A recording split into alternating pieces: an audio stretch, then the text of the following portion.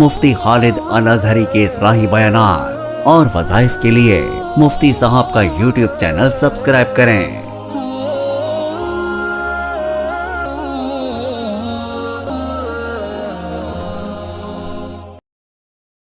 نحمده ونصلي ونسلم على رسوله الكريم اما بعد فاعوذ بالله من الشیطان الرجیم بسم اللہ الرحمن الرحیم۔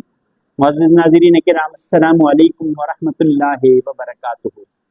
الحمدللہ، اللہ تبارک و تعالیٰ کا ہم پہ خاص فضل ہے، خاص کرم ہے کہ اللہ تبارک و تعالیٰ نے ہمیں دین حق پہ ثابت قدمی نصیب فرمائی اور ہمیں دین حق نصیب کیا۔ اس پہ اس رب عظیم کا جتنا بھی شکر ادا کیا جائے وہ کم ہے۔ بعض شرعی مسائل ایسے ہوتے ہیں جس میں اکثر لوگ لاپرواہی کر دیتے ہیں اور وہ لاپرواہی ان کے اعمال کے ضائع ہونے کا باعث بن جاتا ہے۔ اسی طرح کا ایک سوال آیا کہ آیا ٹوپی یا عمامہ کے بغیر نماز ہو جاتی ہے یا نہیں ہوتی؟ یہ بڑا نازک سا مسئلہ ہے۔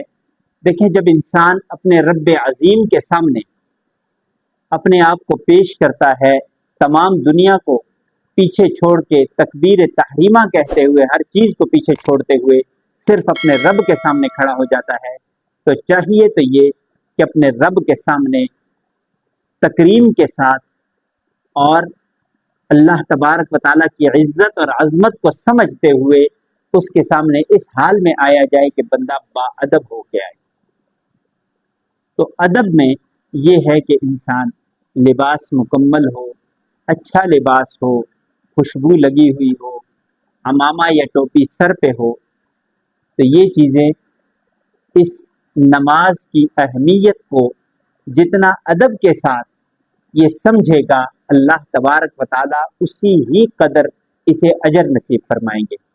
اللہ کے سامنے پیش ہونا ہے، اس کائنات کی سب سے بڑی ہستی اللہ تبارک و تعالیٰ ہیں، اور نبی کریم صلی اللہ علیہ وسلم کے حکم کے مطابق ہم اللہ کے سامنے پیش ہو رہے ہیں، تو چاہیے کہ ہم ادب و احترام کے ساتھ پیش ہوں۔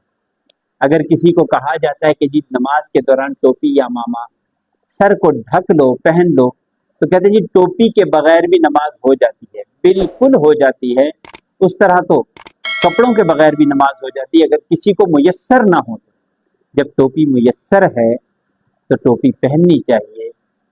انسان اس چیز کو دیکھے کہ نبی کریم صلی اللہ علیہ وسلم نے ہمیشہ سر کو ڈھک کے نماز پڑھی ہے، سر پہ آپ نے ٹوپی بھی پہنی ہے۔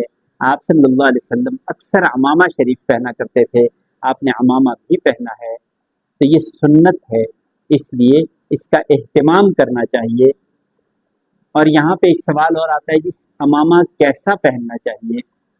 عمامہ جب بھی پہنے ایک چیز مد نظر ہو کہ اس سے کسی جماعت، کسی شخصیت کا اتباع نظر نہ آتا ہو، بلکہ اس جماعت اور شخصیت کے علاوہ صرف اور صرف سنت مقصود ہو کہ نبی کریم صلی اللہ علیہ وسلم چونکہ عمامہ پہنتے تھے، ٹوپی کو آپ صلی اللہ علیہ وسلم نے پسند فرمایا ہے، میں اس لیے پہنتا ہوں، تو یہ سنت کی تکمیل کی وجہ سے اتنا بڑا اجر بن جائے گا کہ جس طرح پاک پیغمبر صلی اللہ علیہ وسلم نے ارشاد فرمایا، من احیا سنتی عند فساد امتی فلہ اجر مئۃ شہید، فرمایا میری امت کے فساد کے دور میں جو میری کسی ایک سنت کو زندہ کرے گا، اس کو اللہ تبارک و تعالیٰ 100 شہیدوں کے برابر اجر دیں گے۔ تو اسے ہم نے سنت کا اتباع کرتے